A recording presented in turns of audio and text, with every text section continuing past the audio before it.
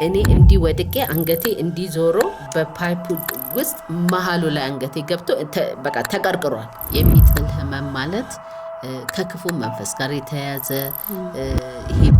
አምራለው ብለሽ ዲፋይን የምታረጊበት የኛ ሶሳይቲ መጀመሪያው የሰውነትሽን አይደለ ቅርጽሽ ምንሽ ራስን መቀበል ነው የመሰለ ነገር የለም።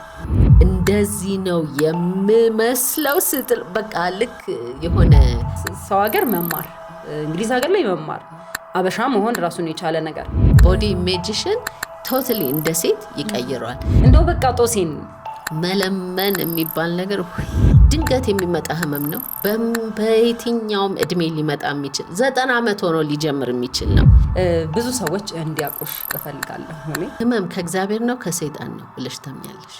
በሞላ ህመም የተባለ ምላስ ይታኘካል፣ ይቆስላል፣ ይታኘካል ግን አይዋጥም። ስለዚህ ያ ደግሞ ማለፍ ያለብን ፕሮሰስ ነው። የሞት ፍርድ ነበር ለኔም ለቤተሰቦቼም።